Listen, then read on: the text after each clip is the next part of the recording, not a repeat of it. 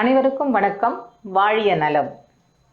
இன்றைய பதிவில் பொதுவாகவே ஜோதிடம் சார்ந்து பார்க்கும்போது என்னம்பாங்கன்னா, எங்களுக்கு ராசி தெரியுங்க, நட்சத்திரம் தெரியுங்க, இவ்வளோ தான் சொல்லுவாங்க. இந்த நட்சத்திரங்க இந்த ராசிங்கன்னு தெளிவாக எல்லாத்துக்குமே தெரியும்.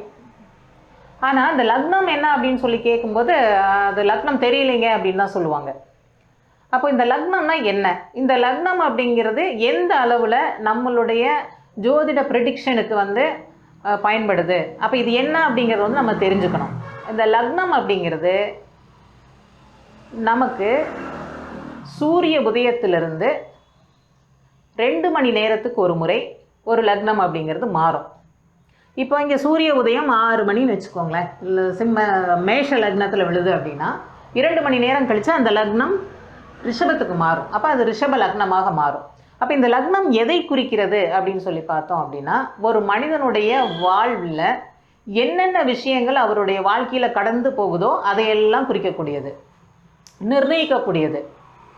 அவருடைய முதல்ல அது தலைமுடி, அவருடைய சிந்தனைகள், நல்லொழுக்கம் உடையவரா, அவர் வாழ்நாளில் எதை சாதிக்கிறதுக்காக பிறந்திருக்கிறார், அவருடைய தனம் எப்படி இருக்கும், தைரியம் எப்படி இருக்கும், புகழ் எப்படி இருக்கும், பூர்வ புண்ணியம் எப்படி இருக்கும், அதே மாதிரி என்ன நோய்கள் வரும், அதற்கான தீர்வுகள் என்ன, கடன் நோய் எல்லாம் எப்படி இருக்கும், அவருக்கு எதிரிகள் எப்படி இருப்பாங்க அப்படிங்கிறதும், நட்பு, திருமண பந்தங்கள், அவருடைய காமம், இது சம்பந்தமான விஷயங்கள், எப்படி இவர் இதை கிராஸ் பண்ணி போகிறாரு, இவருக்கு எத்தனை திருமணங்கள் நடக்கும், எத்தனை குழந்தைங்க இருக்கும், இவருடைய ஆயுள் பாவகம் எப்படி இருக்கும், திடீர் அதிர்ஷ்டங்கள் எப்படி இருக்கும், ஏதாவது புதிய கண்டுபிடிப்புகள் சார்ந்து போவாரா, அவருடைய அரசியல் வாழ்க்கை, கௌரவம், அதே மாதிரி பாக்கிய மேன்மைகள் எப்படி இருக்கும், அதாவது இந்த சொசைட்டியில் அவருக்கான மதிப்பீடுகள் என்ன மாதிரி இருக்கும் அப்படிங்கிறதையும், தொழில் ஸ்தானம், அவரோட ஜீவனம் அப்படிங்கிறது என்ன செஞ்ச அவர் வாழ்வார், அவருடைய லாபஸ்தானங்கள்லாம் எப்படி இருக்கும் அப்படிங்கிறது எல்லாம் குறிக்கக்கூடியதும், விரயம் எப்படி இருக்கும், அவருடைய விரய செலவுகள் என்னென்ன மாதிரியான விஷயங்கள்ல அந்த விரய செலவுகள் வரும் அப்படிங்கிறது எல்லாமே தெரிஞ்சுக்கக்கூடிய ஒரு அமைப்பு அப்படிங்கிறதாங்க லக்னம் அப்படிங்கிறது. இந்த லக்னம் 3 வகையாக பிரிக்கிறாங்க. எப்படின்னா சரலக்னம், ஸ்திர லக்னம், உபயலக்னம் அப்படின்னு சொல்லி. இப்போது இந்த சரலக்னம், உபயலக்னம் அப்படின்னு பார்க்கும்போது, அதே மாதிரி ஸ்திரலக்னம் அப்படின்னு பார்க்கும்போது, சரலக்னத்தில் பிறந்தவங்கெல்லாம் என்ன மாதிரி இருப்பாங்கன்னா, அவங்களுடைய செயல்பாடுகள் ரொம்ப ஸ்பீடாக இருக்கும், உடனடியாக செய்யணும் அப்படிங்கிற மாதிரி இருக்கும், துடிப்பாக இருக்கும், ஒரு பிரச்சனைக்கு உடனடியாக தீர்வு காணணும் அப்படிங்கிறது இருக்கும், ஒரு விஷயத்தில் முந்தி நிற்பாங்க. அந்த சொசைட்டியில் ஒரு காரியம் நடக்கணும், ஒரு காரியத்தில் இறங்குறாங்க அப்படின்னா அவங்க எல்லாத்த விட முந்தி நிற்கக்கூடிய அமைப்பு அப்படிங்கிறது சரலக்னத்துக்கு இருக்கும். துடிப்பானவங்க, சுறுசுறுப்பானவங்களாக இருப்பாங்க. அதே மாதிரி ஸ்திரலக்னக்காரர்கள் என்னவாக இருப்பாங்க அப்படின்னு பார்த்தோன்னா, நிதானம், எதையும் சிந்தித்து செயல்படக்கூடிய அமைப்பு. ஒரு விஷயத்தை எடுத்துட்டோம் அப்படின்னு சொன்னால் அதில் ஸ்ட்ராங்காக நின்று சாதிக்கக்கூடிய அமைப்பு அப்படிங்கிறது ஸ்திரலக்னம் கொடுக்கும்.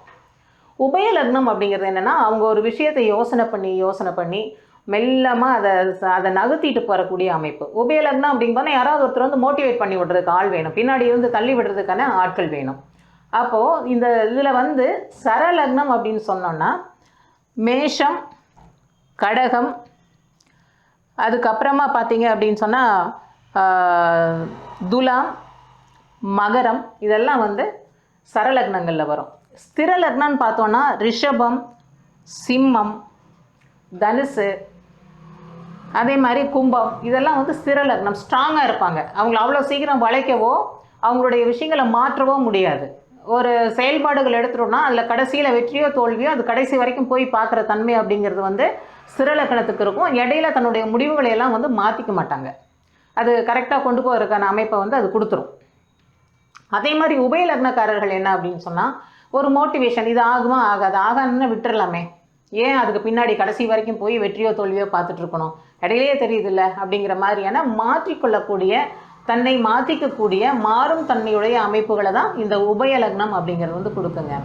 எது எப்படியா இருந்தாலும் இந்த லக்னத்தில் என்ன கிரகங்கள் அமைஞ்சிருக்கோ அதுபடி தான் அவங்களுடைய சிந்தனைகளும் நல் ஒழுக்கமும் வாழ்க்கை முறைகளும் இருக்கும்.